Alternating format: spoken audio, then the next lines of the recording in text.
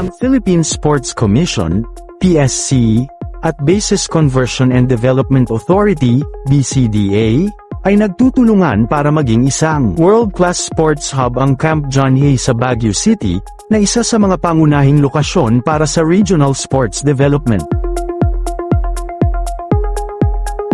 At bago natin ituloy, kung ikaw ay bago pa lang sa aking YouTube channel ay huwag kalimutan mag-subscribe at i-click na rin ang bell icon para lagi kang updated sa mga bago kong upload video. Ang proyektong ito ay bahagi ng mas malawak na inisyatiba ng PSC na magtayo ng mga world-class training center sa labas ng Metro Manila upang mapabilis ang pag-unlad ng grassroots sports development sa buong bansa.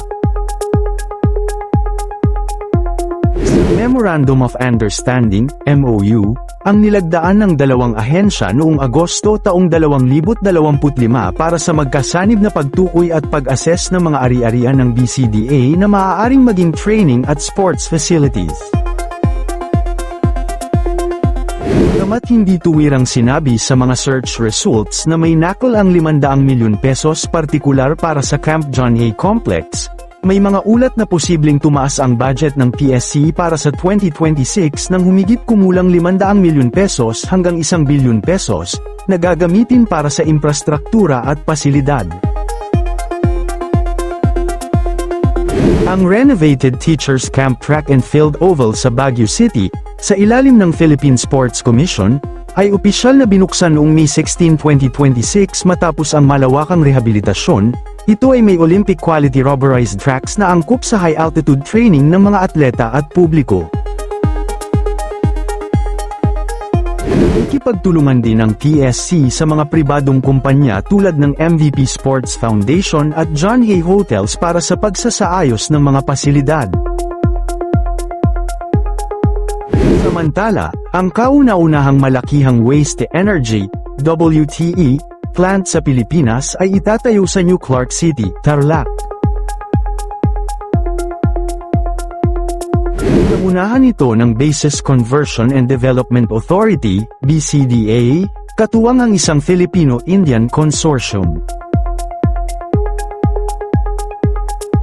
Unahing layunin ng proyekto na magbigay ng solusyon sa matagal ng problema sa solid waste management ng bansa habang lumilikha rin ng lokal na pinagkukunan ng malinis na energy.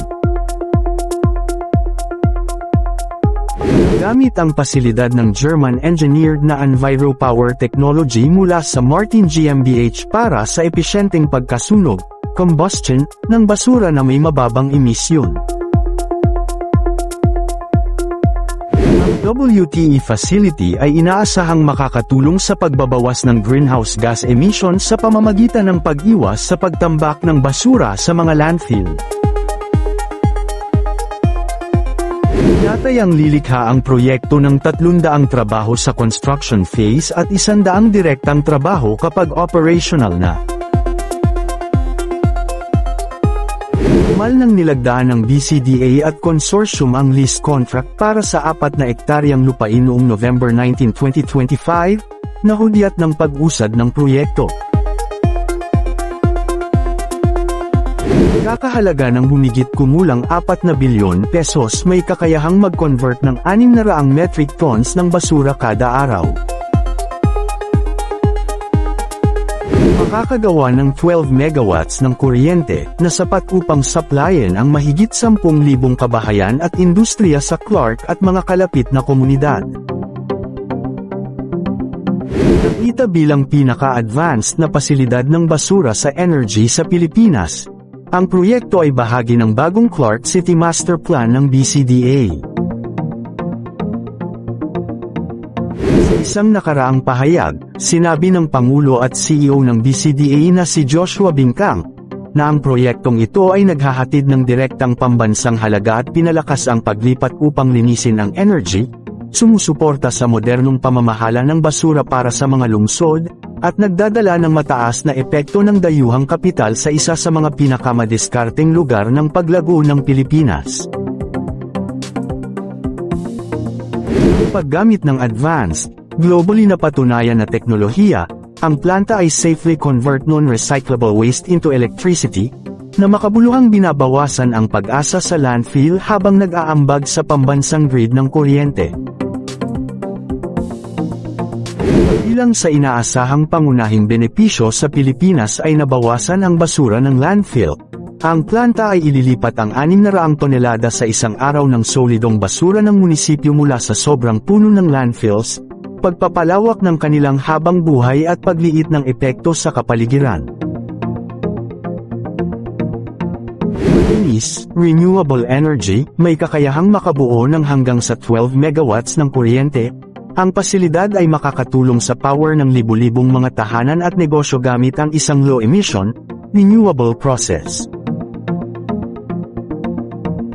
Paglikha ng trabaho at paglago ng ekonomiya, inaasahang lumikha ang planta ng daan-daang mga trabaho sa parehong mga yugto ng konstruksyon at operasyon, pinasisigla ang lokal na ekonomiya. Sa kapaligiran, nilagyan ng state-of-the-art air pollution control systems, tinitiyak ng pasilidad ang pagsunod sa mga pamantayang pang-internasyonal na kapaligiran, na ginagawa itong isa sa mga pinakamalinis na pamamaraan ng henerasyon ng enerhiya na magagamit. Patunayan na teknolohiya, ang teknolohiyang basura sa energy ay matagumpay na ginagamit sa lubos na industrialisadong mga bansa tulad ng Japan, Sweden, Germany, China at Singapore na nagpapakita ng kaligtasan, pagiging maaasahan, at pangmatagalang maintenance. Ang operasyon ng planta ay mahigpit na susubaybayan ng mga lokal at internasyonal na eksperto upang matiyak na ang lahat ng mga regulasyon sa kapaligiran, kalusugan, at kaligtasan ay natutugunan at lumampas pa, ayon sa mga opisyal.